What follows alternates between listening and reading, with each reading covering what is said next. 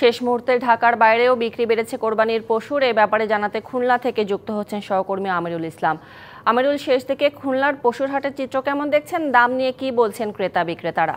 পশুর হাটগুলি একেবারে শেষ মুহূর্তে বেচা কিনা একেবারেই বলা যায় যে শেষ প্রান্তে চলে আসছে। আমি যে হাটটি রয়েছি, যে খুলনার যে পদ্মার পর সর্ববৃহত্তম যে পশুর হাটটি, জোড়াগেটের পশুর হাট, প্রতি বছরে এবছরও কিন্তু যে যারা আয়োজক রয়েছে পশু বিক্রির আয়োজন করেছে খুলনা সিটি কর্পোরেশনের পক্ষ থেকে, দেখছি এই যে পশুগুলো বিক্রি হয়েছে। বিশেষ করে এই হাটটিতে এখন পর্যন্ত 2800 গরু বিক্রি হয়েছে এবং 1000-এর বেশি যে ছাগল বা খাসি বিক্রি হয়েছে।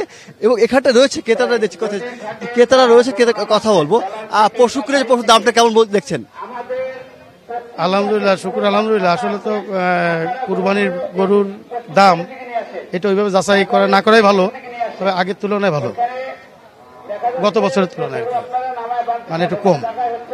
বিশ্বমানের থার্মিক্স রড, সালাম স্টিল থার্মিক্স, দেশের একমাত্র থার্মিক্স রড। কি গরু কিনলেন? আমি এই গরুটা কিনছি। আমি কত নিয়েছে?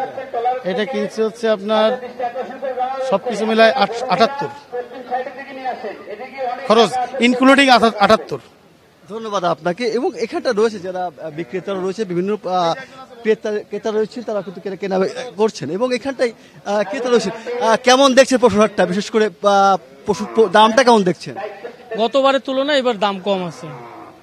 গতবার যেরকম বেশি ছিল, তবে হাটে গরুও তো কম। গতবার গরু বেশি ছিল, এবার গরু কম।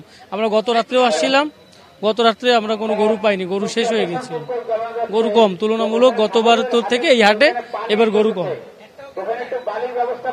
ধন্যবাদ আপনাকে। এবং যেমনটি বলছে, বিশেষ করে যে ক্রেতা যারা রয়েছে তারা কিন্তু বলছেন যে বিশেষ করে যে গরুর বিগত দিনের চেয়ে এবছর দামটা কম। গরু নিয়ে আসছিলেন?